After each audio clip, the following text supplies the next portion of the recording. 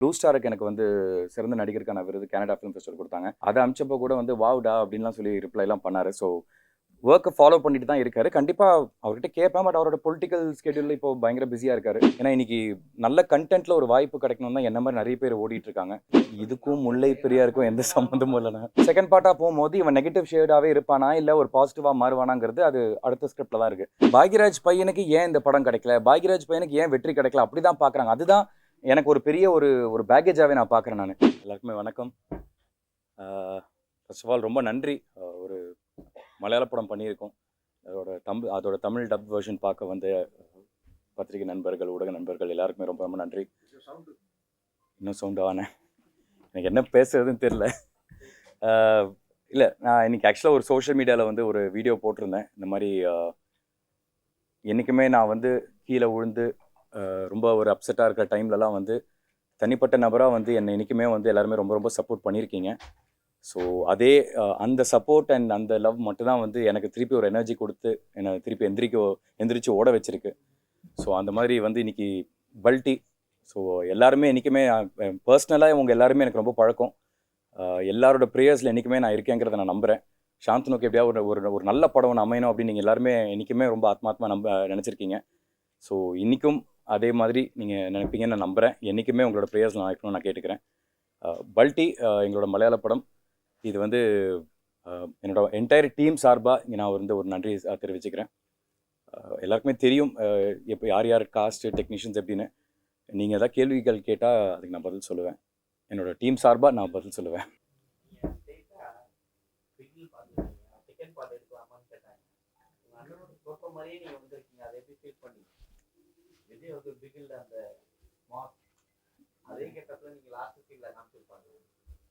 அது ஐயோ அப்படிலாம் ஒன்றும் இல்லைங்க. அதுக்கு சம்மந்தமே இல்லை. கதையில் வந்து ஸ்கிரிப்டில் ஆரம்பத்தில் இருந்துச்சு. பிகாஸ் பேஸ் அதுதான் இருந்துச்சு. 2 ஃப்ரெண்ட்ஸு கடைசியில் வந்து 2 பேரும் வந்து ஆப்போசிட் ரைவல்ரி ஆகிறாங்க அப்படிங்கிறது ரைட்டிங்லேயே இருந்துச்சு. எதுவுமே நான் கேட்டு இவரை மாதிரி பண்ணணும் அவர் மாதிரி பண்ணணும் அப்படின்லாம் இல்லை. எனக்கு ரொம்ப சந்தோஷம். எனக்கு ஒரு நல்லபடியாக வந்து ஒரு கிளைமேக்ஸில் வந்து ஈக்குவலாக ஒரு பாயிண்டில் வந்து கதை அந்த இடத்துல நின்னது வந்து எனக்கு ரொம்ப சந்தோஷம்.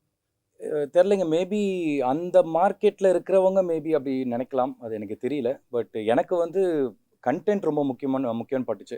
ஏன்னா இன்றைக்கி நல்ல கண்டென்ட்டில் ஒரு வாய்ப்பு கிடைக்கணும் தான் என்ன மாதிரி நிறைய பேர் ஓடிட்டுருக்காங்க. ஸோ ரைட்டிங்கில் வந்து எல்லாமே இருந்துச்சு. ரைட்டிங்கில் ரொம்ப கிளியராக இருந்துச்சு. அண்ட் டைரக்டர் வந்து ரொம்ப கிளியராக ரைட்டிங்கில் என்ன இருந்துச்சோ அதை வந்து அப்படியே எடுத்தார். எதுவுமே மாறாமல், இன்ஃபேக்ட் எந்த சீன் எதுவுமே கட் ஆகலை. எல்லாமே வந்து ரைட்டிங்கில் பவுன் ஸ்கிரிப்டில் வந்து எங்கிட்ட என்ன கொடுத்தாரோ அது வந்து அப்படியே ரைட்டிங்கில் இருந்துச்சு. ஸோ அதனால் அந்த பயம் எதுவுமே இல்லை. ரெண்டாவது நல்ல ஸ்கிரிப்டில் ஒரு வாய்ப்பு கிடச்சிருக்கு, அதை நம்ம மிஸ் பண்ணக்கூடாது அப்படிங்கிறதுக்காக தான் நான் அந்த ப்ரெஸ் மீட்டில் சொன்ன மாதிரி கூட மலையாளம் தெரியுமான்னு கேட்டப்போ கூட நான் வந்து தெரியும்னு ஒரு போய் சொல்லிட்டேன் நான். பிகாஸ் நல்ல வாய்ப்பு கிடைக்கிறது இன்றைக்கி ரொம்ப கஷ்டம். நிறைய பேர் ஒரு வாய்ப்புக்காக தேடிட்டு இருக்காங்க. அதே ஒரு ஓட்டத்தில் தான் நானும் இருக்கேன், ஒரு நல்ல வாய்ப்பு வேணும் அப்படின்னு. ஸோ இப்படி ஒரு ஸ்கிரிப்ட் கிடச்சிருக்கிறப்போ இது கண்டிப்பாக நம்ம யூஸ் பண்ணோங்கிறதுக்காக தான் நானும் டெஃபினட்டாக அதை ஒத்துக்கிட்டேன். நான் ப்ளூ ஸ்டார்லேயே எனக்கு ஹீரோயின் இல்லைண்ணே. ஆனால் அது என்னமோ பெட்டராக இருக்குன்னு தோணுது எனக்கு. ஒரு கேரக்டரைசேஷன் வந்து லவ் ட்ராக் இல்லாமல் வேற ஒரு தோற்றம் கொடுக்குது நம்மளுக்கு. ஸோ அது ஒரு விதத்தில் நல்லது தான் பார்க்குறேன் நான். ஐயோ,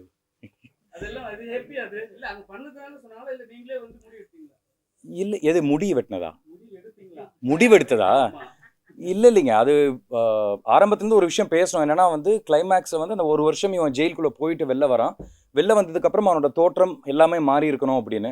ஸோ அதுக்காக வந்து கடைசியாக வெயிட் பண்ணி எல்லா ஷூட்லாம் முடிஞ்சதுக்கப்புறம் உட்காந்து கேரவனில் உட்காந்து முடியெல்லாம் வெட்டி ஒரு 5 நாள் கேப் இருந்துச்சு எனக்கு. அந்த 5 நாள் ஒரு பியர்ட் க்ரோத்தினா ஆக்சுவலாக இன்னும் நல்ல பியர்ட் க்ரோத் எதிர்பார்த்தோம்.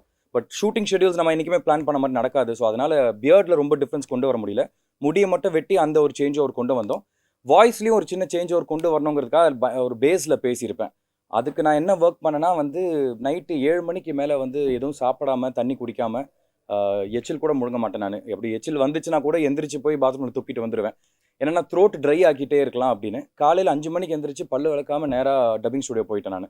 அங்கே போய் வந்து நம்ம பேசுகிற யார்கிட்டையும் பேசவும் மாட்டோம் நைட் ஃபுல்லாக. காலையில் போய் பேசுகிற ஃபஸ்ட்டு வாய்ஸ் வந்து அந்த பயங்கர கிராக்டாக ஒரு பேஸோடு வரும். ஸோ அது அந்த ஒரு வருஷத்துக்கு அப்புறம் வந்து அந்த குமார் இல்லை, இவன் மாறி வந்த குமார் அப்படின்னு அந்த டிரான்ஸ்ஃபர்மேஷன் வந்து லுக்கில் மட்டும் இல்லை, வாய்ஸில் சின்னதாக ட்ரை பண்ணலான்னு சொல்லி ஒரு விஷயம் ட்ரை பண்ணேன். அது தெரியல எந்த அளவுக்கு ஒர்க் அவுட் ஆயிருக்குன்னு. பட் முடிஞ்ச அளவுக்கு அந்த ஒரு எஃபர்ட் போட்டேன் நான்.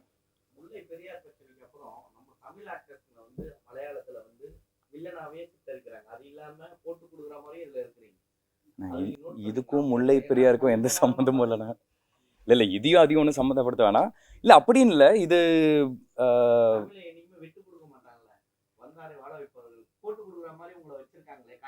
இல்லை அது போட்டு கொடுக்குற மாதிரி வந்து ஒரு பெர்ஸ்பெக்டிவ் தான் இருக்குமே தவிர வந்து கதைப்படி உங்களுக்கு புரிஞ்சிருக்கும். அது வந்து அவன் போட்டு எங்கேயுமே கொடுக்கல.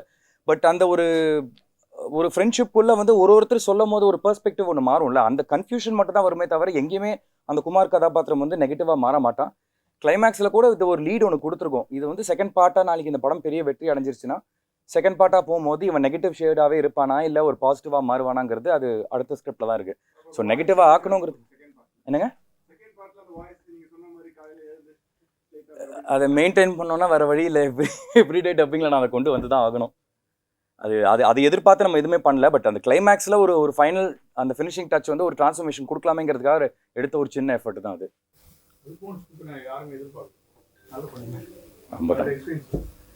இல்லைங்க, எனக்கும் அது ஒரு படம் நேரம் பிரேமம் எல்லாமே பார்த்துருக்கோம். எனக்கும் ரொம்ப ஒரு ஃபஸ்ட்டு நான் கதை கேட்டு இப்படிப்பட்ட ஒரு ஸ்டார் காஸ்ட் இருக்குது, இப்படிப்பட்ட ஒரு க்ரூ இருக்குங்கிறப்போ எனக்கு ரொம்ப சந்தோஷப்பட்டேன். தமிழில் எனக்கு செல்வா சாரோட ஒர்க் பண்ண ஒரு வாய்ப்பே கிடைக்கல. பட் அங்கே போய் ஒரு செல்வா சாரோ ஒரு அல்ஃபோன்ஸ் புத்திரன் சார் இந்த மாதிரி ஆட்களோட ஒர்க் பண்ணும்போது அது ரொம்ப சந்தோஷமாக இருந்துச்சு. செம்ம ஜாலியான பர்சன் அவர். ஸ்பாட்டில் பயங்கர செல்வா சாரும் சரி அல்ஃபோன்ஸ் சாரும் சரி 2 பேருமே பயங்கர ஃப்ரெண்ட்லியாக தான் பழகுவாங்க. படம் இன்ஃபேக்ட் அந்த இன்டர்வல் ஃபைட்லலாம் வந்து அல்ஃபோன்ஸ் புத்திரன் சார் பர்சனலாக என்கிட்ட சொன்னது, இந்த சைடு இந்த ஃபேஸ் ஆஃப் சாந்தனு நான் பார்த்ததே இல்லை, ஆக்ஷன்லாம் வந்து இவ்வளோ ஃப்ளெக்சிபிளாக இவ்வளோ நல்லா பண்ணுறீங்க, நீங்கள் ஏன் ஒரு ஆக்ஷன் படம் பண்ணக்கூடாது அப்படின்னாரு. அவர்கிட்டே ஒரு பிட்டு போட்டுக்கிட்டேன், சார் ஏதாவது நல்ல கதை இருந்தால் சொல்லுங்கள் சார் அப்படின்னு. அந்த மாதிரி ஸோ எல்லாருமே ரொம்ப பர்சனலாக ரொம்ப ஃப்ரெண்ட்லியாக ஒரு ஃபேமிலி மாதிரி தான் பழகினாங்க. உங்கள் அப்பாவை இன்னைக்கும் கதையில் அடிச்சிக்கவே முடியாது. அப்படி இருக்க ஒரு மகனை இங்கே இருக்க இண்டஸ்ட்ரி பார்க்கலையா? ஏன்னா மலையாளத்துலேருந்து கேரளாலேருந்து எட்டி பார்த்துருக்குறாங்க. சாந்தனு ஒரு ஆக்டர் நல்லா பண்ணுவார் வா அப்படின்னு சொல்லி கொடுத்துருக்காங்க.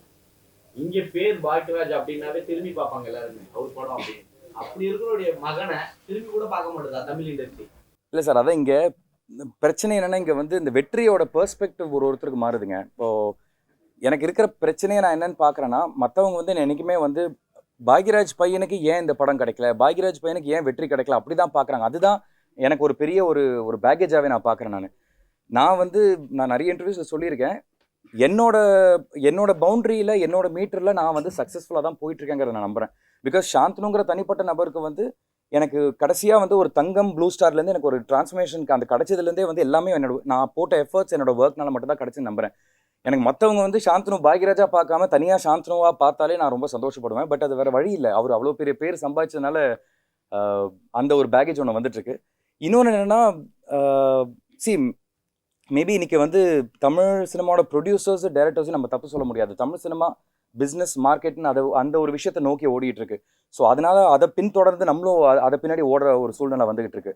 ஸோ டெஃபினட்டாக அந்த பிஸ்னஸ் அந்த மார்க்கெட் அந்த மாதிரி ஒரு விஷயங்கள்னால மேபி எனக்கு அந்த மாதிரி ஒரு பெரிய டைரக்டர்ஸோட ஒர்க் பண்ணுறதுக்கான ஒரு வாய்ப்பு கிடைக்காம இருக்கலாம்.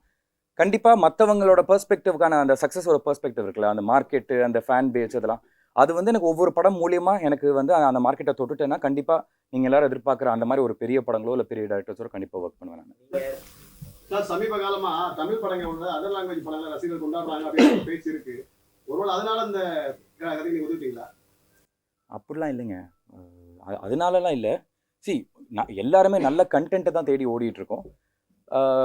இப்போ நான் சொன்ன மாதிரி தான் இன்றைக்கி தமிழ் சினிமா வந்து நிறைய வந்து ரொம்ப ஒரு ஸ்மால் பர்சன்டேஜ் தான் வந்து இப்போ நம்ம நிறைய எக்ஸாம்பிள்ஸ் ரீசெண்டாக பார்த்துருக்கோம். டூரிஸ்ட் ஃபேமிலி மாதிரி படங்கள்லாம் வந்து கண்டென்ட்டுக்காக வந்து மெனக்கெட்டு அதுக்கான ஒரு ஹிட்டு கிடைக்கிது நம்மளுக்கு.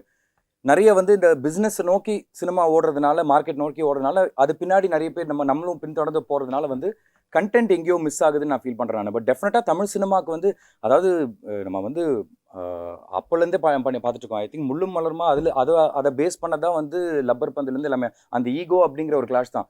ஸோ தமிழ் சினிமா வந்து அன்றைக்கே வந்து கண்டென்ட்டில் வந்து ரொம்ப ஸ்ட்ராங்காக கொடுத்துருக்காங்க. அதோட பேஸ் தான் நம்ம 80s and 90s பார்க்குற தமிழ் சினிமா எல்லாமே அவ்வளோ கண்டென்ட் இருந்திருக்கு. இன்றைக்கி வந்து கொஞ்சம் நிறைய இந்த பிஸ்னஸ் பின்னாடி போகிறதுனால வந்து அந்த கண்டென்ட் கொஞ்சம் மேபி மிஸ் ஆகிற மாதிரி இருக்கலாம். பட் ஆனால் யாருமே நம்ம வந்து மலையாள சினிமா நம்ம இன்றைக்கி பெருசாக பேசுகிறோன்னா தமிழ் சினிமா வந்து குறைஞ்சதெல்லாம் இல்லை. இங்கே தான் வந்து நம்ம ஆரம்பத்தில் வந்து பயங்கரமாக கண்டென்ட்டுக்கு வந்து முக்கியத்துவம் கொடுத்து அவ்வளோ பெரிய பெரிய ஹிட் படங்கள் நம்ம எல்லாருக்குமே தெரியும். ஸோ டெஃபினட்டாக ஒவ்வொரு காலம் மாறும்ல, ஒவ்வொரு இண்டஸ்ட்ரியும் வந்து ஒரு நேரத்தில் வந்து இப்போ ஒரு டைமில் வந்து பாலிவுட் ரொம்ப பெருசாக பேசப்பட்டுச்சு. இப்போது பாலிவுட் வந்து கொஞ்சம் லைட்டாக தள்ளாடுதுன்னு ஐ மீன் மார்க்கெட் வைஸாக நிறைய பேர் ஃபீல் பண்ணுறாங்க. பட்ஜெட்ஸ்லாம் ரொம்ப பெருசானதுனால இன்றைக்கி சினிமா வந்து சர்வை பண்ணுறது கொஞ்சம் ரொம்ப கஷ்டமாக இருக்குது இன்றைக்கி இருக்கிற எக்ஸ்போஷர் எல்லாருனாலையும். ஸோ கண்டிப்பாக ஒவ்வொரு ஃபேஸ் மாறிட்டே இருக்கும்ல, அந்த மாதிரி இப்போ வந்து மற்ற சினிமாஸை பேசுகிறோம். கண்டிப்பாக தமிழ் சினிமாக்கான ஒரு ஃபேஸ் வந்து இருந்துக்கிட்டு தான் இருக்குது. அது திருப்பி கண்டிப்பாக மாறுங்கிறத நான் நம்புகிறேன் நான்.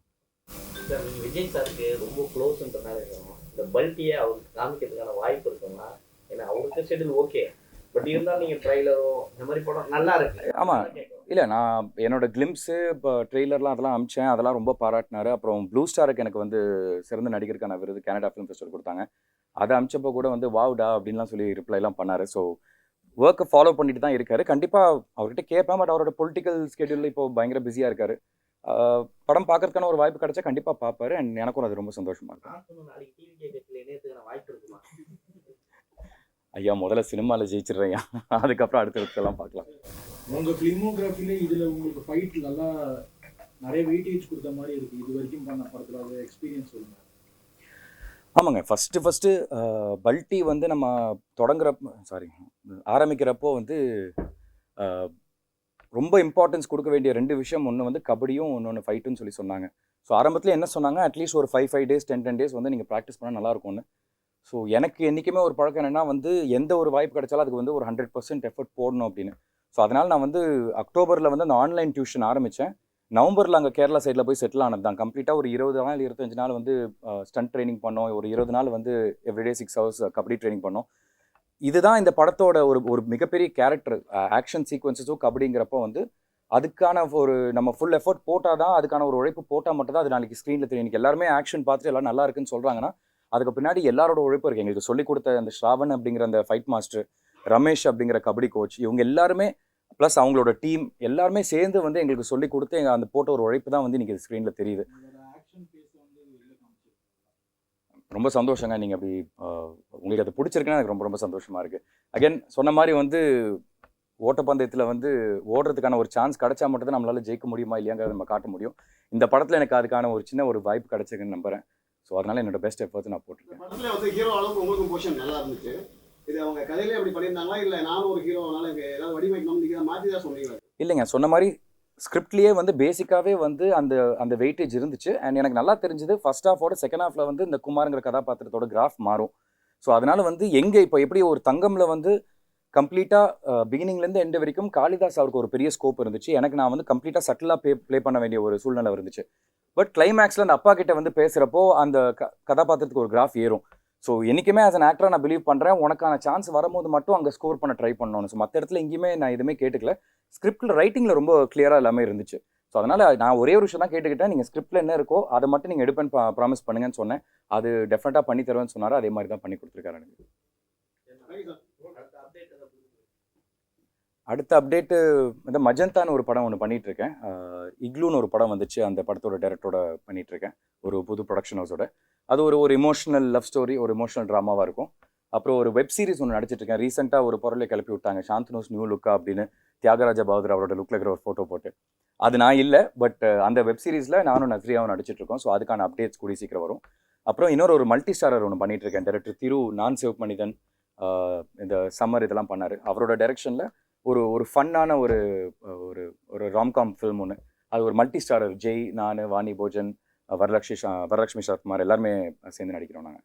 ஸோ இதுதான் என்னோட லைன் அப் ஆஃப் ப்ராஜெக்ட்ஸ் இப்போதைக்கு. தேங்க்யூங்க. படம் பிடிச்சிருக்கா எல்லாருக்கும்? சரிங்க, ரொம்ப நன்றி. ரொம்ப எதுவாக இருந்தாலும் என்னை சப்போர்ட் பண்ணுவீங்க நான் நம்புகிறேன். பட் டெஃபினட்டாக படம் பிடிச்சிருக்குன்னா நல்லபடியாக எங்களுக்கு சப்போர்ட் பண்ணுங்கள். எனக்கு பர்சனலாக இது வந்து ஒரு பெரிய லிஃப்டப்பாக இருக்கும். பிகாஸ் நீங்கள் எல்லாருமே பார்த்துட்ருக்கீங்க என்னோட இத்தனை வருஷம் ஜேர்னி, நான் என்னெல்லாம் கோ த்ரூ பண்ணியிருக்கேங்க நீங்கள் பார்க்குறீங்க. ஸோ அதுக்காக எழுதுங்கன்னு சொல்லலை, பட் உண்மையிலேயே உங்களுக்கு படம் பிடிச்சிருக்குன்னா அதுக்கேற்ற எனக்கு சப்போர்ட் கொடுத்தீங்கன்னா என்னோட கெரியருக்கு எனக்கு இது ஒரு பெரிய ஹெல்ப்பாக இருக்கும். தேங்க்யூங்க. தேங்க்யூ.